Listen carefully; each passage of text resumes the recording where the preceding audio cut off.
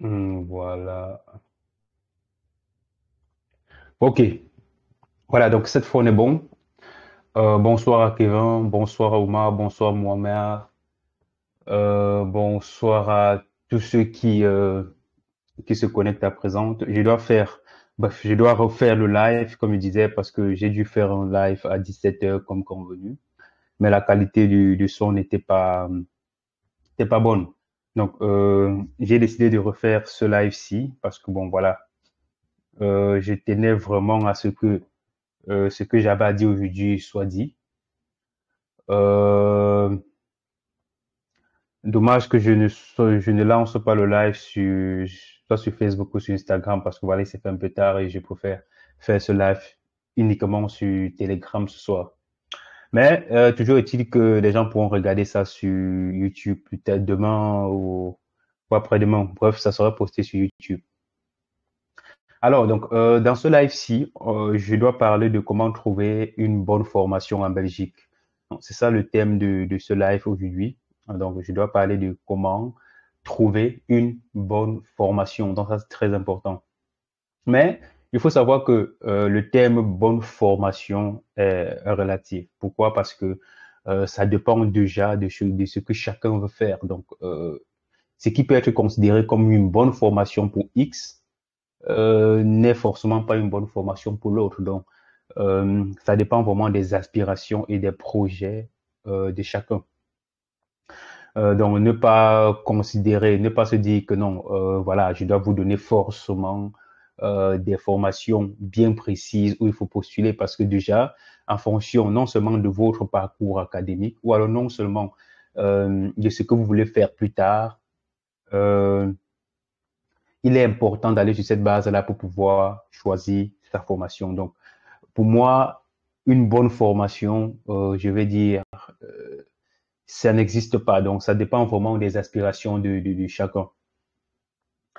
Donc, pour trouver une bonne formation en Belgique, à la base, ce qu'il faut faire, c'est de tenir compte, comme je l'ai dit précédemment, de ce que vous voulez faire plus tard. Donc, déjà, qu'est-ce qui vous passionne?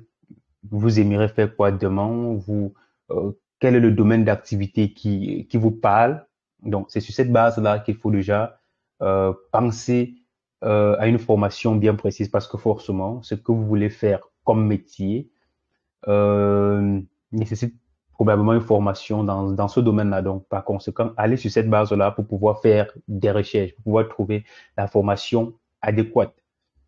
Alors, maintenant, à la base, dès lors que tu sais ce que tu veux faire comme formation, dès lors que tu as une idée de ce que tu aimerais faire, à ce moment-là, il faut commencer par des recherches. Donc ça, c'est la base.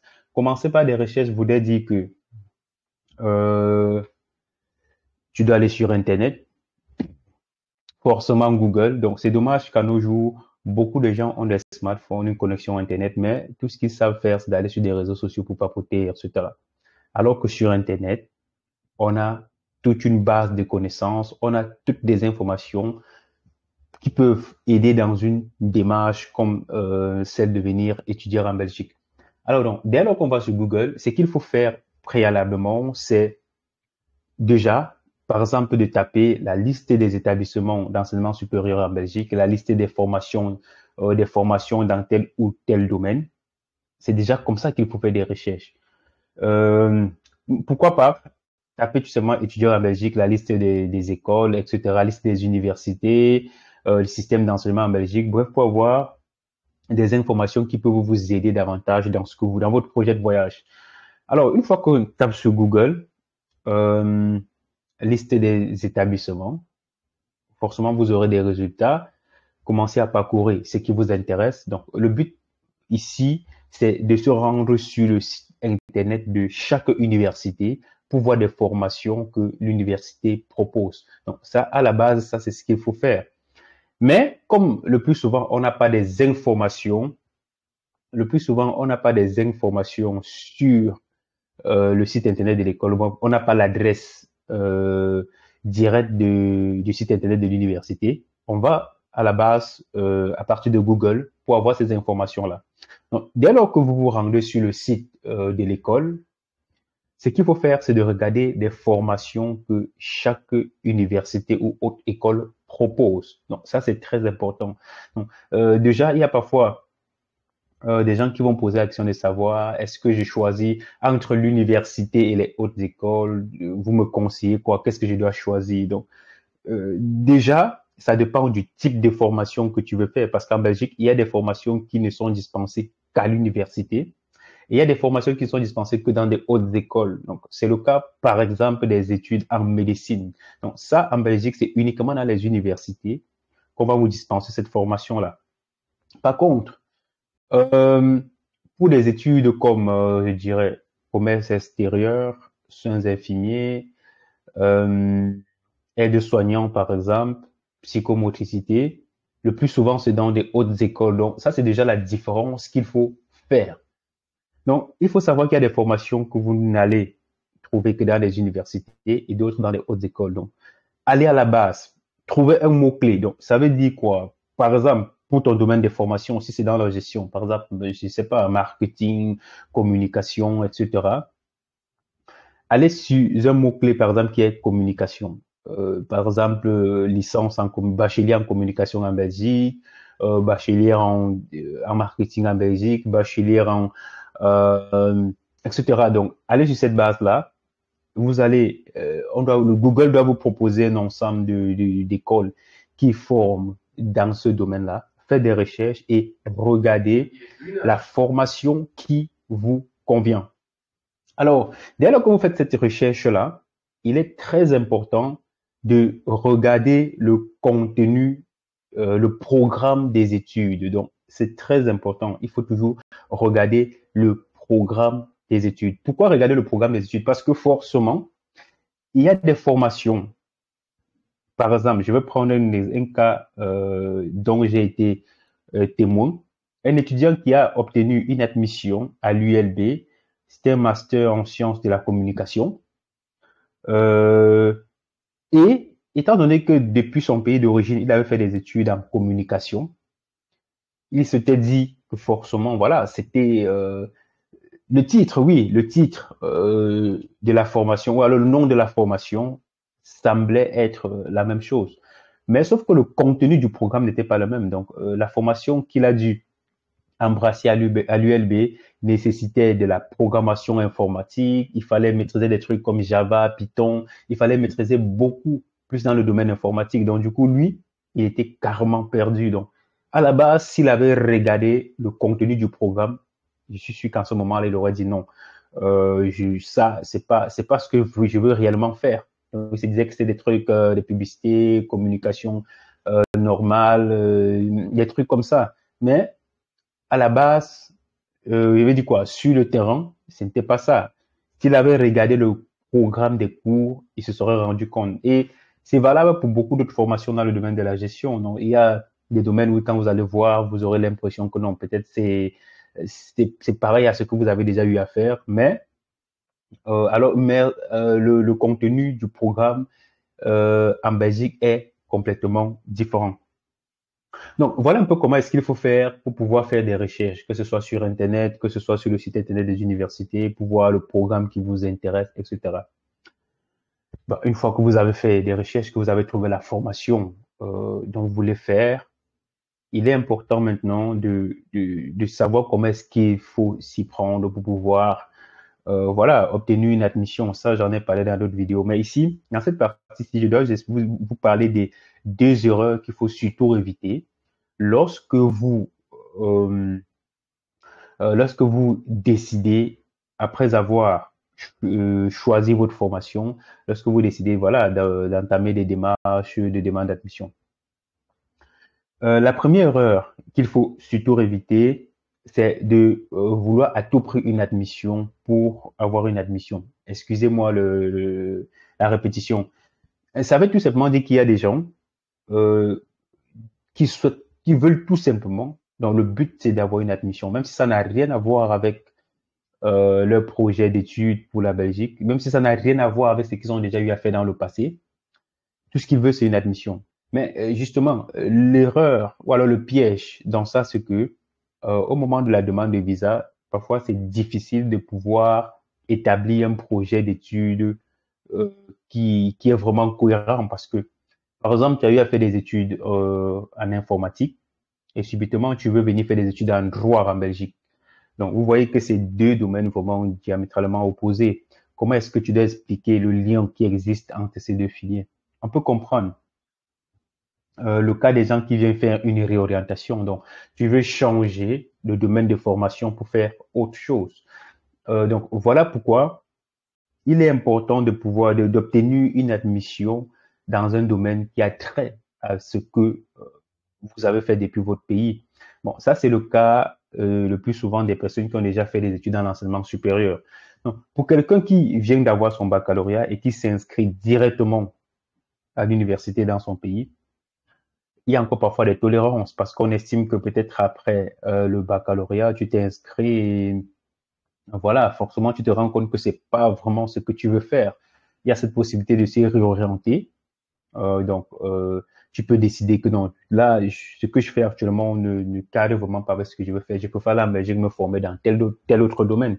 Donc, à ce moment-là, même s'il y a un refus de visa, il y a moyen peut-être de prendre un avocat qui va essayer de défendre ce projet d'études-là et dire, et expliquer comme quoi, voilà, l'étudiant veut plutôt faire telle autre chose parce que non. Ça peut passer. Mais pour quelqu'un, par exemple, qui a déjà un master 1 ou parfois une licence et qui décide carrément de changer d'orientation, c'est là qu'on considère que l'étudiant perd près de 3 ans, voire 4 ans, parfois 5 ans d'études dans l'enseignement supérieur pour reprendre les études en première année dans un autre domaine. Donc, ce qui fait que de plus en plus, ce sont des erreurs qu'on commet et on paye cher au niveau de la demande de visa.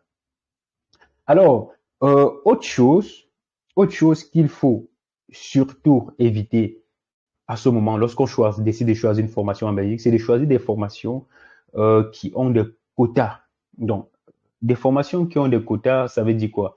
Ça veut dire une formation où il y a un nombre limité de personnes, d'étudiants étrangers qu'on accepte. Donc, c'est le cas beaucoup plus des formations comme soins infirmiers. Donc, avec le quota, ça veut dire on décide de prendre tel nombre d'étudiants. Dès lors que le quota est atteint, on arrête. Et le quota, même pour les étudiants étrangers qui ne résident pas en Belgique, est de plus en plus compliqué. Pourquoi? Parce que même des étudiants, je prends toujours le cas des études de soins infirmiers parce qu'il y a beaucoup de gens qui disent, voilà, je préfère venir en Belgique faire des études de soins infirmiers, des études en soins infirmiers parce qu'on m'a dit à la fin de mes études, je vais directement trouver le travail, etc. Donc, eux, ils regardent l'opportunité qu'il y a à la fin. Mais ils ne voient pas l'enjeu qu'il y a au moment de pouvoir trouver cette admission dans cette filière-là. Donc, non seulement il y a le quota, et des étudiants qui sont déjà présents sur le territoire belge n'arrivent même pas à avoir des places dans cette formation-là. Combien de fois pour un étudiant qui est encore à l'étranger, qui a besoin d'un visa d'études, vous vous imaginez combien de combien ça peut être très difficile, voire même impossible. Donc, viser des formations, ça, je ne veux pas dire que quelqu'un qui, par exemple, dans son pays, a fait des études en soins infirmiers et qui décide de venir en Belgique, il peut rester dans le domaine paramédical, mais faire des études, par exemple, en psychomotricité, éducateur spécialisé, euh, bref, il peut rester dans le domaine paramédical. Ça, ce serait toujours intéressant pour son projet. Donc là, il n'est pas très loin de son domaine. Euh, mais aller directement dans une formation qui a un quota parfois très réduit, ça, pour moi, c'est également l'erreur qu'il ne faut surtout pas commettre lorsqu'on essaie de trouver une admission. Donc, voilà en gros ce que j'avais à dire pour la thématique de ce jour, donc comment trouver une bonne formation. Donc, si je dois résumer, j'ai tenu à dire que bonne formation, ce thème-là est relatif parce que ça dépend des aspirations de chacun, ça dépend de ce que chacun de nous veut faire. Donc, une formation, quelqu'un qui trouve une formation en informatique très intéressante, ça serait pas forcément pas intéressant pour quelqu'un qui veut faire une formation en droit, pour quelqu'un qui veut faire une formation en médecine. Non, c'est pas thème bonne formation, c'était vraiment un thème relatif. Et deuxièmement, il fallait parler de comment faire des recherches. Donc, j'ai expliqué que à la base, il faut aller à partir de Google, faire des recherches sur des expressions, sur des mots-clés de la formation qu'on veut faire. Cela nous ramène sur le site internet des universités et des hautes écoles en Belgique pour pouvoir faire non seulement des recherches sur le programme de formation, etc. Cela nous permet de nous décider. Et maintenant, pour les erreurs qu'il faut éviter, c'est voilà, choisir une formation juste. Donc, en fait, tout faire pour avoir une admission, même si cela ne coïncide pas avec la formation préalable qu'on voulait faire en Belgique. La deuxième erreur, c'est de choisir une formation dans un domaine où il y a un quota qui est imposé et ce qui contraint le plus souvent des étudiants à voilà à ne pas avoir une place, surtout ceux qui sont pas sur le territoire.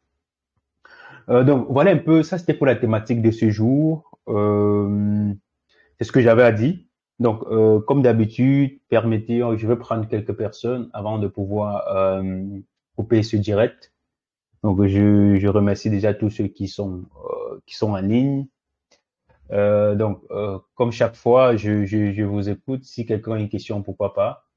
Voilà, je vais prendre Jorel. Euh, voilà, autorisé à parler. Voilà, Jorel, tu peux activer ton micro et on t'écoute.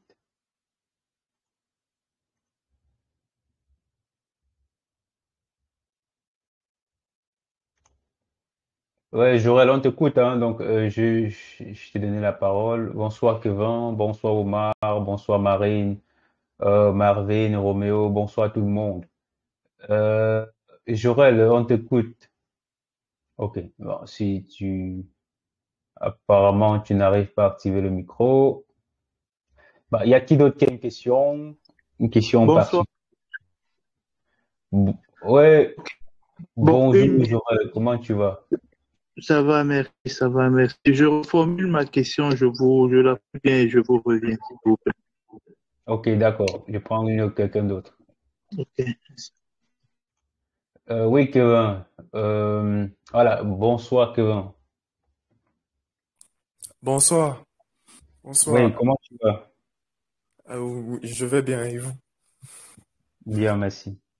Bon, en fait, j'aurais plusieurs questions. Je voudrais savoir d'abord, premièrement, j'ai choisi sur le site de l'ULB la demande en poursuite de cursus. Je voudrais savoir si dans ma lettre de motivation, par exemple, si je pouvais candidater pour un niveau précis, comme par exemple troisième année du cycle bachelier.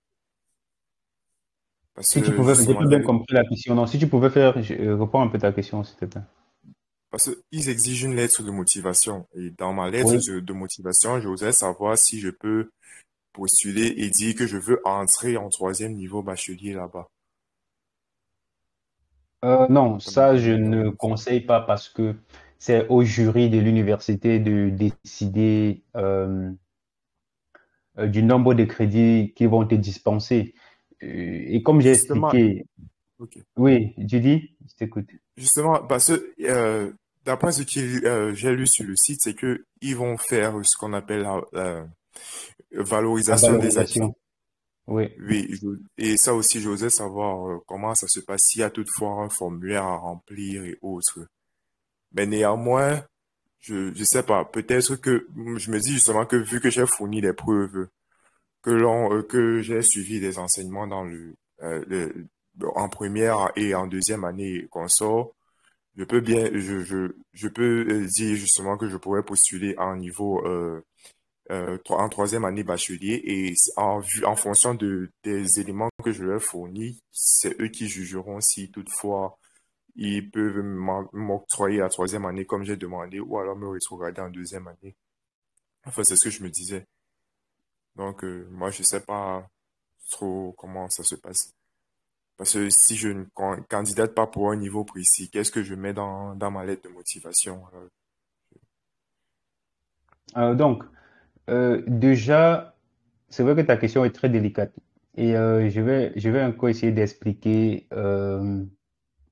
ce que j'expliquais une fois, toujours dans l'un de mes lives. Donc, faire une lettre de motivation, oui. Mais maintenant, préciser la troisième année, pour moi, je dis non. Pourquoi? Parce que lorsqu'on parle de poursuite de cursus, ça reste la poursuite de cursus. Et dans le système d'enseignement en Belgique, ils appellent ça le décret paysage. Donc, Ça veut dire qu'un étudiant, lorsqu'il est dans un cycle bachelier, il peut avoir des cours de tous les niveaux. Donc, il peut avoir des cours de première année, les cours de deuxième année, les cours de troisième année au même moment.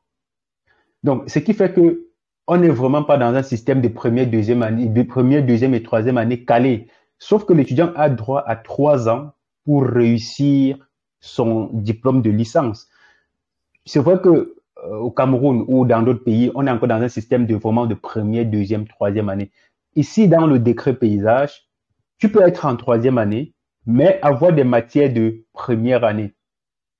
C'est pourquoi je dis, je ne conseille pas de faire une lettre de motivation et de demander d'être en troisième année parce que, voilà, être en troisième année voudrait dire que le jury, lorsqu'ils vont s'asseoir pour décider sur ton cas, ils vont pas te donner des matières de première année. S'ils savaient que dans ton parcours précédemment, tu n'avais pas réussi ce matière, ou alors tu n'avais pas eu ces matières-là dans ton parcours depuis ton pays.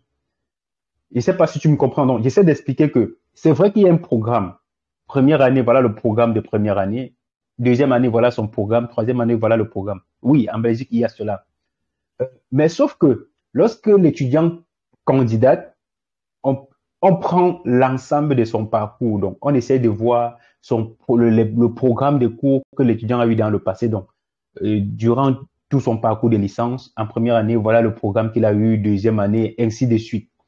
Maintenant, pour le cas des matières que tu as eues en première année, ils vont regarder en fonction des notes que tu as obtenues. Ils vont regarder si effectivement toutes les matières que tu avais, ou alors si c'est similaire aux matières qu'ils ont en première année, les matières que tu n'as pas eues dans ton parcours, peut-être en première année, ça, ils vont te l'imposer ici en Belgique. Ils vont te demander, oui, on te dispense de telle ou telle autre matière, mais tu dois faire des matières de première année ici chez nous. Donc, ça veut dire que on t'accepte en poursuite de cursus. Sur les 180 crédits que tu es censé avoir, oui, on peut te dire que tu dois refaire 60 crédits. Sauf que les 60 crédits ne peuvent pas être seulement les 60 crédits du niveau 3 en Belgique. Donc, en Belgique, oui, tu serais considéré comme étudiant qui est au niveau 3, mais sauf que tu aurais des matières de première année, des matières de deuxième année et des matières de troisième année. Donc, on te dispense pardon, de 120 crédits et il te reste 60 crédits à faire. Et dans les 60 crédits, tu as les matières de tous les niveaux. C'est pourquoi je dis, fais une lettre de motivation où tu précises que tu veux être en troisième année n'est pas intéressant parce que le jury, c'est au jury de décider du nombre de crédits qu'on va te dispenser et des matières que tu es censé faire pour pouvoir réussir ton cycle bachelier en Belgique.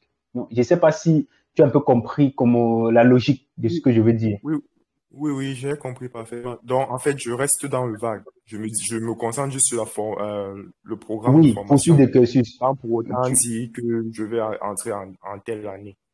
En telle année, Donc, voilà exactement. C'est pourquoi je dis, tu ok, fais juste une lettre de motivation, c'est au jury de décider. Il y a des étudiants qu'on dispense le plus souvent lorsqu'on te dispense de peut-être 120 crédits, ça veut dire qu'il reste 60 crédits à faire. Si on te dispense de 100 crédits, ça veut dire qu'il reste 80 crédits à faire. Donc, parce que normalement, chaque année, l'étudiant est censé avoir dans son programme, l'étudiant est censé avoir 60 crédits chaque année académique. Donc, si on te dispense sur les 180 crédits, si on te dispense de 100 crédits, ça veut dire qu'il te reste 80 crédits. Et les 80 crédits, tu ne peux pas les faire en un an. Donc, étant donné que tu ne peux pas les faire en un an, ça suppose, donc dans la logique des choses, ça suppose que tu as encore 2 ans pour faire les 80 crédits. Donc, c'est un peu comme si tu étais au niveau 2 et tu dois refaire niveau 2, niveau 3. Par contre, si on te dispense de 120 crédits, ça veut dire qu'il te reste 60 crédits. Et les 60 crédits, logiquement, tu peux les réussir en une année d'études parce que tu n'aurais que 60 crédits chaque année. ok. Voilà. Et ok, Ouais, je dis-moi. voudrais savoir, s'il vous plaît, pour le plan de, bon, enfin, le financement à l'ULB, parce que c'est pas dans les documents les documents pour constituer mon dossier candidature. Je voudrais savoir, après avoir soumis ma demande en ligne, comment ça va se passer pour le financement. Vous avez dit, je devais Euh, télécharger l'annexe 32. Pour l'annexe 32, ça se passe comment? J'ai vu, il y a signature de l'autorité consort. est-ce que c'est mon garant qui doit signer ou est-ce que c'est moi qui dois signer? Je voudrais savoir, en fait, pour le plan la partie financement, comment ça se passe. Pour le cas de l'ULB, il n'y a pas de document de financement à remplir. Donc, pour le cas, hein, ça c'est pour le cas de l'ULB. Donc, dès lors que tu remplis tes trucs en ligne, tu soumets. Je vais dire quoi? Au moment des démarches, il n'y a pas de document de financement à remplir pour le cas de l'ULB. Donc, il n'y a pas d'annexe 32, il n'y a pas non, il n'y a rien à remplir en tout cas. Donc, eux, tout simplement, ils vont analyser la demande en fonction de ton parcours académique, de ton résultat. S'ils t'acceptent, ils vont tout simplement délivrer le document avec lequel tu dois poursuivre des démarches pour la demande de visa. Donc, dès lors que l'ULB t'accepte et te délivre un document d'acceptation, c'est à partir de ce document-là que maintenant, il faut remplir l'annexe 32 dans le document des prises en charge. C'est le garant qui doit remplir, le faire signer auprès de l'ambassade de Belgique s'il n'est pas en Belgique, ou le faire s'il est en Belgique, il va faire signer ça à la commune. Et en ce moment, il va t'envoyer ce document que tu dois joindre avec la lettre d'acceptation de l'ULB, constituer un dossier de demande de visa et introduire la demande de visa tout simplement. Ce qui n'est pas le cas, par exemple, pour l'université l'université de Liège. À l'université de Liège, il faut déjà que le garant remplisse, le garant doit remplir l'annexe 32. Il doit joindre ses 3 dernières fiches de paye. Et voilà. Pour que tu puisses soumettre ta demande d'admission. Donc, ils vont sur cette base-là, ils vérifient. Pour le cas de l'université de Mons, il y a le plan de financement qu'il faut remplir. Donc, c'est l'étudiant à ce moment-là qui doit remplir, mettre juste son nom, le montant qu'il est censé dépenser par an, non seulement pour se prendre en charge en Belgique, mais également pour des études. Et il doit tout simplement signer. Ça, c'est pour ce qui est de l'université de Mons. L'université de Namur, il y a également un plan de financement c'est l'étudiant qui doit remplir, donc c'est vraiment du cas par cas. Ok. Je veux aussi savoir, s'il vous plaît, bon, sur le site de l'Université libre de Bruxelles, j'ai vu justement, on demande, c'est le relevé de l'enseignement, le relevé de notes de l'enseignement secondaire. Est-ce que c'est le relevé de notes de terminale que l'on me demande ou c'est le relevé de notes du baccalauréat que l'on me demande? C'est le relevé de notes du baccalauréat. Parce qu'ils me disent que c'est le relevé de notes de ma dernière année, en fait. Donc, c'est là où je suis un peu confus. La dernière année qui précède le diplôme. Donc, je ne sais pas si c'est le relevé de notes du baccalauréat ou c'est le relevé de notes de terminale. Normalement, dans l'interface de l'ULB, tu dois avoir 3 documents à ce moment-là. Ils vont te demander l'équivalence, le diplôme de baccalauréat et le relevé des notes du diplôme de l'enseignement secondaire. Donc, s'il y a plus de 3 documents, c'est qu'il y a une information erronée quelque part quand tu remplissais le formulaire. Il y a toujours... c'est bel et bien 3 documents. C'est juste que je suis un peu confus. Parce qu'ils m'ont demandé le diplôme. Ils m'ont demandé le diplôme justement et l'équivalence et ils me demandent le relevé de notes de l'enseignement secondaire. Donc, c'est là où je sais pas. Non, c'est le relevé de notes du bac. Ok. C'est le relevé de notes du bac, ouais. Non, de rien. Et dernière question, je dois savoir, est-ce que c'est possible de rétrograder quelqu'un d'un cycle à un autre? Si par exemple le jury estime qu'il n'a pas le niveau nécessaire pour entrer en master, s'il candidate pour un master et qu'il n'a pas le niveau pour entrer en master, est-ce on peut le rétrograder du niveau master au niveau bachelier? Selon moi. Ça aussi, c'est une bonne question parce que c'est un peu délicat. Donc, oui, il y a moyen que le jury rétrograde. Par exemple, il y a des gens qui peuvent postuler en master et le jury estime que, voilà, vu les notes, par exemple, qu'il a obtenues dans son parcours, entrer en master directement, c'est pas possible. On peut le rétrograder en bachelier. Mais sauf que ça devient de plus en plus rare. Rare parce que les établissements sont de plus en plus stricts. Ils ne prennent plus la peine de proposer cela aux étudiants étrangers. Donc, du coup, quand tu postules pour un cycle et que ils se rendent compte que voilà, tu remplis pas des critères, tout ce qu'ils font, c'est de rejeter la demande directement. Et c'est dommage. Donc, de plus en plus, c'est comme ça qu'ils procèdent. Donc, tu postules un master, tu n'as pas le profil adéquat, on rejette tout simplement ta demande. Alors qu'avant, lorsque l'étudiant introduisait une demande et que voilà, le jury avait encore cette possibilité-là de te proposer d'être rétrogradé aussi que aussi que bachelier. Et c'est pourquoi je conseille toujours, en fonction des profils, soit de postuler directement pour la poursuite des études, poursuite de cursus, parce que voilà, ça évite d'être d'essuyer un refus. Donc c'est un peu ça. Donc ne pas prendre ce risque de postuler en master si déjà. Donc voilà les critères que je donne le plus souvent. Donc si l'étudiant n'est pas en master 1 ou alors n'a pas de master 1 ni de master 2, vraiment qu'il postule pour le bachelier. Donc, en fait, qu'il postule en bachelier. Un étudiant qui n'a que la licence et veut postuler directement en master en Belgique, moi, je dis que ça, c'est mission impossible. Impossible parce que, avec mon expérience, le plus souvent, on rejette directement. Donc, on va te dire que c'est pas possible.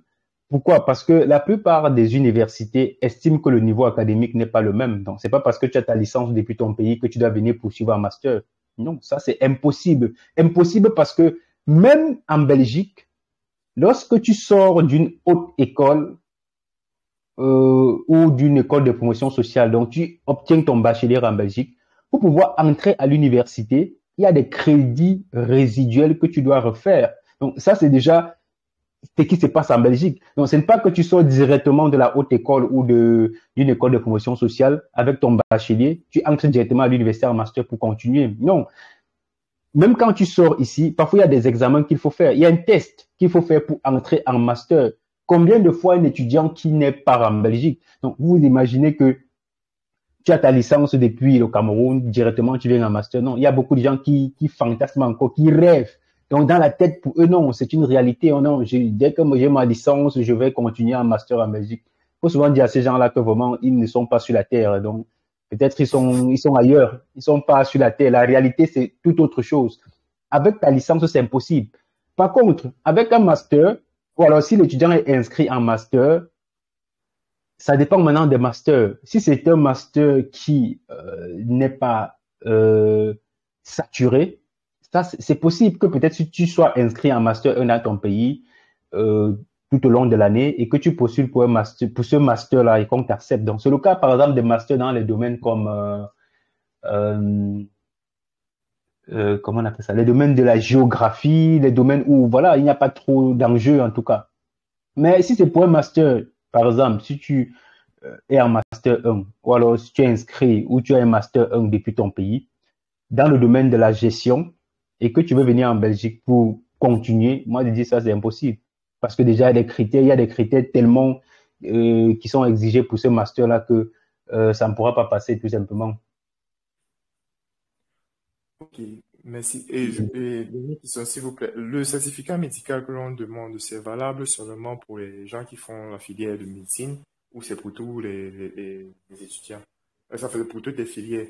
Pour moi qui fais informatique, par exemple, est-ce que j'aurais besoin du Non, certificat non, médical? informatique, pas besoin de certificat, pas besoin de certificat médical, pas besoin. Ok, merci. C'est un peu, si tu as des questions, n'hésite pas à revenir. Ok. Euh, voilà, donc je vais prendre quelqu'un d'autre. Voilà, je vais prendre Roméo. Allez, autorisé à parler. Tu peux activer ton micro, Roméo, on t'écoute. Bonsoir. Bonsoir à tout le monde. Bonsoir, bonsoir, monsieur. Bonsoir, comment tu vas? Ça va chez vous. Ça va, merci. Ok, bon, moi c'est Roméo, je vous appelle depuis le Bénin et je suis étudiant en année de licence en linguistique appliquée. Je fais la didactique du français. Au fait, ma préoccupation, elle est celle-ci. Bon, depuis, moi je postule pour des trucs de demande bourses, demande de visa, je fais des bourses d'études en ligne, mais je me rends compte de plus en plus qu'il y a vraiment de faux sites. Ce que j'aimerais vraiment vous demander, c'est peut-être à la fin du direct, s'il y a des sites, bien des liens qui pourraient nous aider à directement postuler dans des trucs en ligne directement. Et ça me ferait plaisir. Mais la seconde chose, c'est que, pour le moment, je suis en 3e année. J'ai presque fini. J'ai pas encore rédigé mon mémoire, mon mémoire de licence.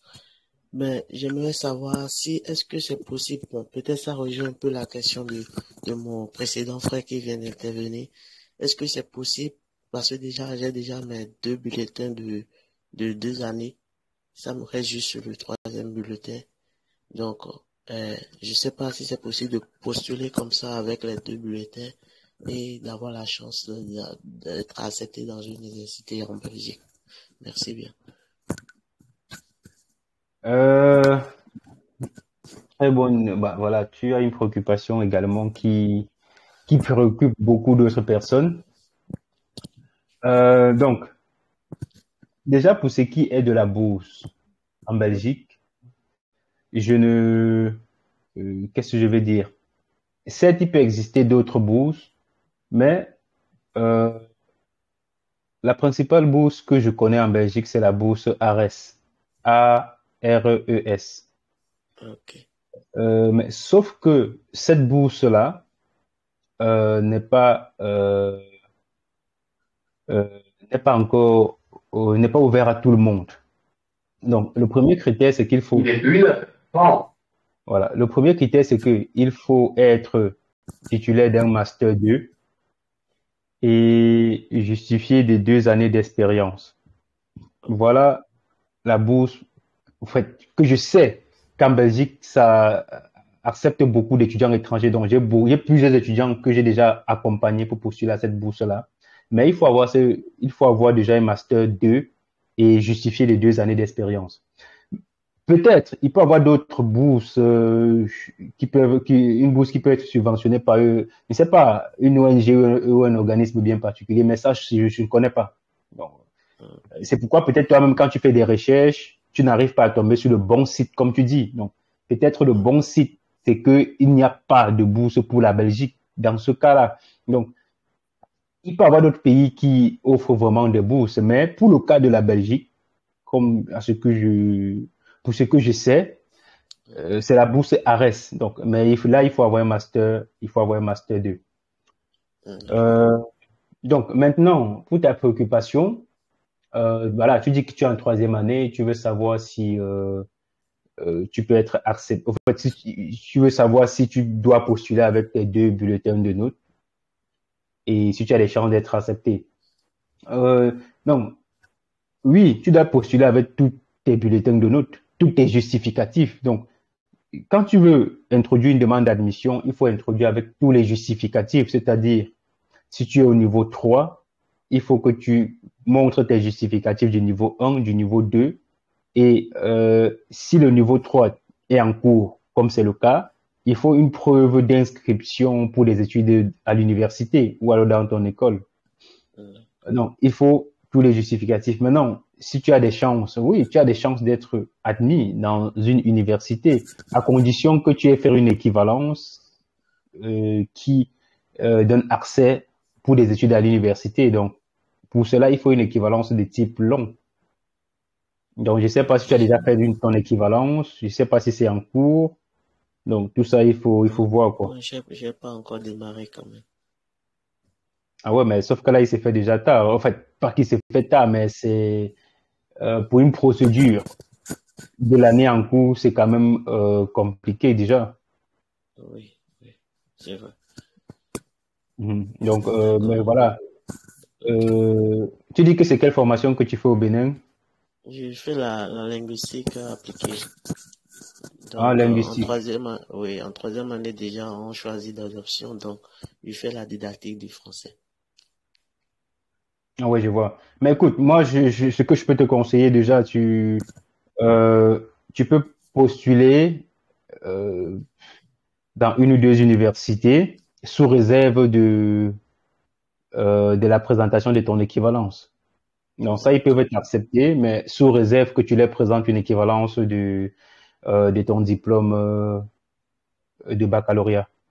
Et vu que tu es à l'université, si tu introduis une demande, tu as de fortes chances que ton équivalence te donne accès pour des études à l'université en Belgique. Donc voilà. Si de toute façon, si euh, tu n'es pas capable de lancer ton projet de voyage maintenant, le domaine que tu fais, c'est un domaine assez ouvert en Belgique. Donc, même pour l'année prochaine, tu peux mieux te préparer. Euh, il faudrait que tu t'inscrives pour le master. Donc, si tu obtiens ta licence, il faudrait que tu t'inscrives pour le master 1. Et l'année prochaine, tu entames les démarches, comme j'expliquais à Kevin tout à l'heure. Tu peux t'inscrire pour la continuité des études. Donc, à ce moment, si tu es admis en Belgique, voilà, tu seras considéré, tu dois reprendre peut-être le niveau 2 ou le niveau 3. Un peu comme tel que j'expliquais tout à l'heure. Si tu as Oui, écouté je ce que je comprends. disais. Oui. Voilà, oui, c'est ça. Et n'hésite pas, hein, il y a mon guide complet. Juste une parenthèse. Donc, avec ce guide-là, tu peux faire des démarches de toi-même. Donc, j'explique dans ce guide-là tout ce qu'il faut faire étape par étape, jusqu'à l'obtention du visa. D'accord. Il n'y a pas de souci. Merci beaucoup. C'était tout. Ok, je t'en prie. Bonne soirée. Euh, Voilà, je veux prendre qui d'autre veut bien euh, prendre la parole. Oumar. Ok, on va autoriser Oumar. Allez, bonsoir. Il faut activer le micro. Euh, Bonsoir, monsieur. oui, bonsoir. Comment tu vas? Ah, je vais bien. Vous, comment allez-vous? Ça va, merci. Tu m'appelles d'où? Euh, Je vous appelle depuis le Cameroun. ok, enchanté. Ok, merci, monsieur. Oui. Ma question est celle de savoir si la procédure reste la même pour la demande d'admission à Condorcet. C'était ma question où ils ont un peu eu à modifier la procédure de demande d'admission. Euh, donc, comment est-ce que je vais te répondre? Il faut savoir Parce que que, oui, tu dis, vas-y. Parce que j'ai eu à voir votre vidéo sur YouTube, comme vous étiez en train d'expliquer, comment vous étiez en train d'expliquer, bon, comment postuler à Condorcet. Donc, j'aimerais savoir si la procédure est la même ou on a eu à modifier. Euh, il peut y avoir une légère modification, ce qu'ils font le plus souvent, mais dans l'ensemble, ça reste pareil. Ah, ok. Donc, les années antérieures, les 2 années de Covid, euh, les documents, il fallait tout simplement les scanner et les envoyer. Mais apparemment, cette année, il doit falloir légaliser les documents. Donc, pour pouvoir soumettre un document, il faudrait à la base le légaliser. Donc, ça, c'est une information que j'ai eue récemment. Donc, il faudrait légaliser le document préalablement, soit à la sous-préfecture ou à l'école, et scanner pour pouvoir joindre à sa demande. Donc, on va plus tout simplement joindre un document non scanné. Donc, ça, c'est la première des choses. Maintenant, pour ce qui est des démarches sur le site de Condorcet, ça reste pareil. Il va falloir créer un compte, remplir le formulaire, joindre ses justificatifs et voilà, c'est ce qu'il va falloir faire. Et il y a aussi le formulaire qu'il faut remplir, qu'il faut télécharger et remplir à la main préalablement. Après avoir rempli, il faudrait scanner, joindre tous les justificatifs qu'on a légalisés bien évidemment avant de les envoyer. Ah, ok, merci, monsieur. Je t'en prie. Ok, c'est pigé, c'est pigé. Ok. Ok, merci à vous. Euh, je t'en prie, Omar. Donc, là, on va prendre Tiatou. Bah, j'espère que je prononce bien. J'espère que j'ai pas. Allez, bonsoir. Et il faut activer le micro pour parler.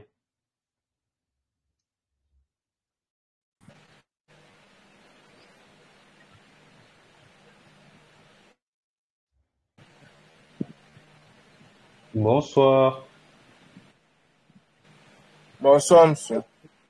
Oui, bonsoir. Comment tu vas? Je vais très bien, vous-même. Bien, merci. Moi, On t'écoute. c'est Tchatou depuis le Cameroun. Le Cameroun. Ah oui, bonsoir, Tieto.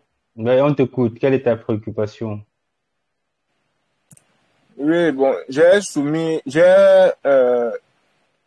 fait un génie civil bâtiment au Cameroun. J'ai obtenu une licence, ça fait de cela 2 ans. Bon, durant les 2 dernières années, si je suis en entreprise. Cette année, j'aimerais postuler les études pour étudier en Belgique.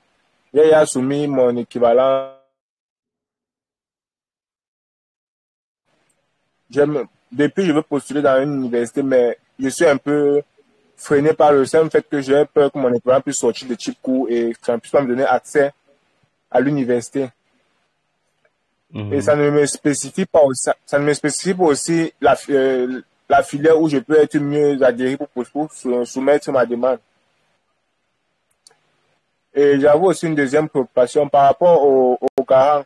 J'aimerais savoir si je peux être, on peut me faire un compte bloqué, ça me couvre des frais du garant. Et j'aimerais aussi postuler en cycle master ou en poursuite de cursus. Monsieur, je suis un peu confus par rapport. Étant donné que j'ai une licence avec 13, un BTS avec 12 de moyenne, les années antérieures à l'université, j'ai eu 12. Mais au bac, j'ai eu 10 de moyenne. C'était tout. Ok. Voilà, bonne préoccupation. Donc, la première, c'est que tu veux bien postuler à l'université, mais tu ne sais pas parce que ton équivalence en cours, tu sais pas si c'est des types longs ou des types courts. Oui, c'est ça, justement. Voilà, donc ça également, moi, je ne sais pas te dire quel type d'équivalence tu auras, mais je peux déjà te donner mon avis sur le fait que le plus souvent, lorsque l'étudiant a déjà une licence et qui introduit sa demande d'équivalence avec son diplôme de licence, le plus souvent, on donne un type long. Le plus souvent, parce qu'on suppose que tu as terminé les études de type court depuis le Cameroun, depuis le pays d'origine, et que tu veux venir en Belgique forcément pour la continuité. Donc, tu souhaites aller au-delà des études que tu as fait jusqu'ici. Donc, j'espère que tu as introduit ta demande d'équivalence avec ton diplôme de licence ou le relevé des notes de licence. Bref, surtout les deux. J'espère que tu as introduit. Le diplôme n'était pas encore sorti. J'ai introduit avec l'attestation de réussite de licence. Oui, l'attestation de réussite et un relevé des notes, je suppose. Non, avec l'attestation de réussite juste. Ok. De toute façon, tu as quand même des chances qu'on te donne un type long. Par contre, si tu avais introduit uniquement avec le BTS, j'allais tout simplement dire que c'est compliqué. Donc, ça allait être compliqué. Donc, ça allait être même difficile qu'on donne le type long. Parce que lorsque tu introduis avec un BTS, le BTS est considéré comme des études de type court. Donc, forcément, on va te donner un type court. Maintenant, pour la deuxième préoccupation, c'était encore quoi? Je m'ai oublié. Par rapport au garant. Ah oui, par rapport au garant. Donc, par rapport au garant,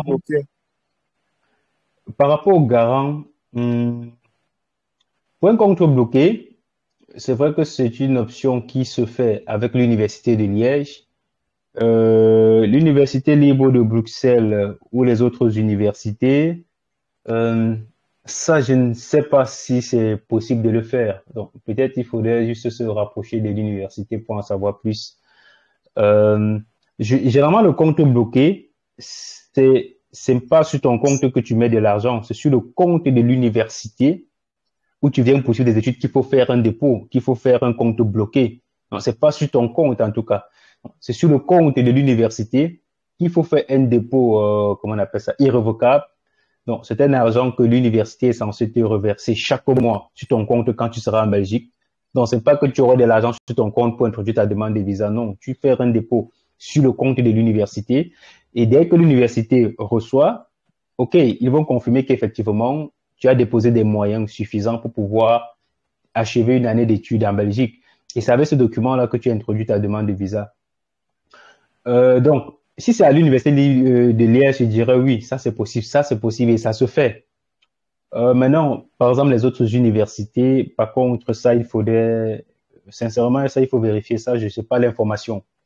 Mais si c'est du côté, juste une parenthèse, si c'est pour des études du côté de la Flandre, dans la partie flamande de Belgique, oui, là-bas, presque toutes les universités acceptent cela, donc ça se fait. Donc, tu peux faire un dépôt sur le compte de l'université et tu auras le document avec lequel tu poursuis la procédure.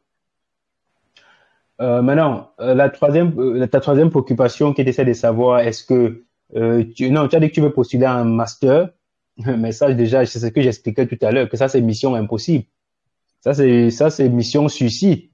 Hein? Avec la licence, tu veux directement entrer en master. Et il faut savoir que le cycle, le génie civil en Belgique, c'est un cycle d'ingénierie. Donc, si tu veux entrer en master en Belgique, non seulement c'est impossible, mais il faut savoir que même si on devait t'accepter, il faut avoir un bon niveau de langue anglaise. Donc, ils vont te demander un test de langue comme le TOEFL ou le IELTS. Donc, ça, il faut être capable de produire ce document-là.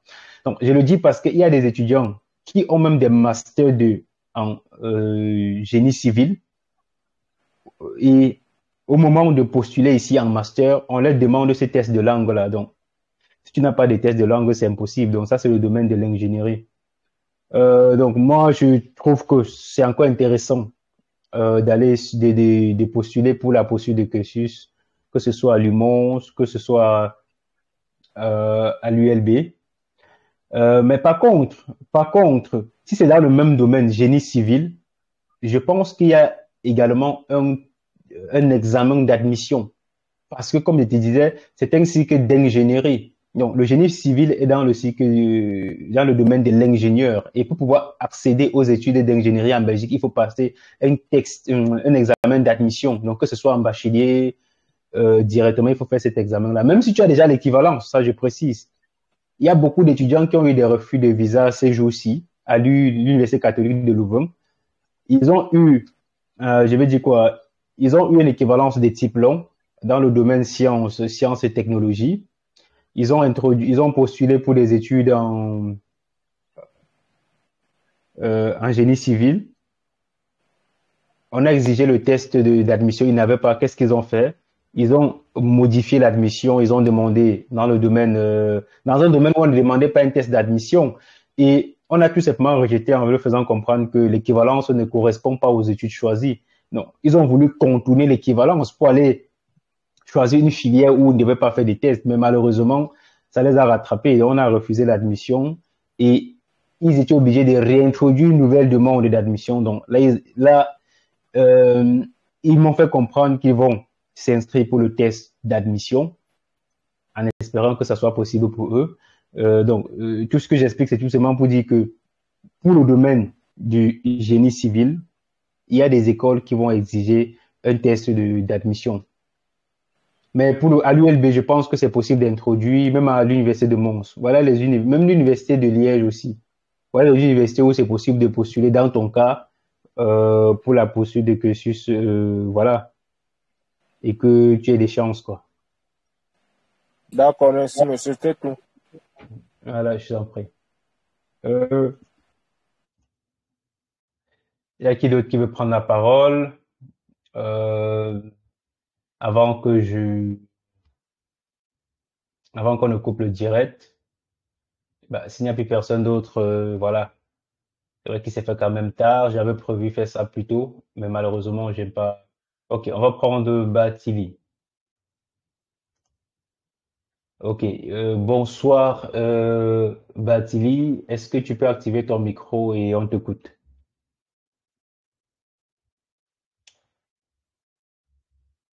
Alors, bonsoir. Oui, bonsoir. Comment tu vas? Tu nous appelles d'où? Je m'appelle Bouba, je suis de Sénégal. Bonsoir. Bonsoir aux Sénégalais. C'est vous qui avez pris la canne, vous avez gagné, vous avez confisqué la canne. Ouais, on a mérité, hein. Ouais, non, on n'a pas dit le contraire. Vous avez mérité, vous avez bien mérité.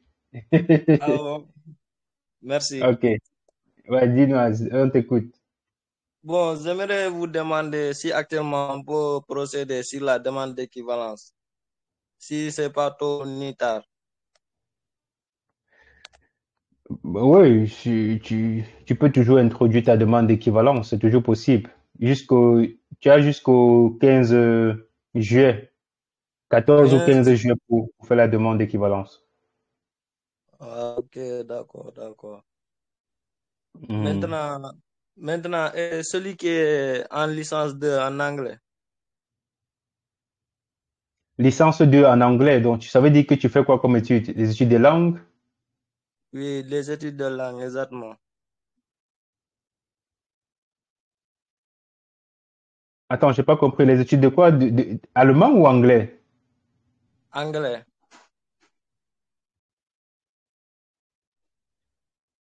Attends, c'est quoi la formation exacte que tu fais? Je fais l'anglais. Licence 2 en anglais. Ah oui, mais c'est un peu dans le même domaine de formation que je sais plus si c'était Ouma ou qui, il y a quelqu'un qui est passé avant et qui expliquait qu'il avait, ah ouais, c'était notre compatriote du Bénin qui expliquait qu'il fait des études en didactique. Oui, Euh, oui, il y a des domaines en Belgique oui, ça va dans le même domaine, il n'y a pas de problème. Ça ne pose pas de problème. C'est dans le domaine des maintenant linguistiques. maintenant, quel domaine mon conseiller dit? Quelles sont les écoles qui fournissent les prérequis?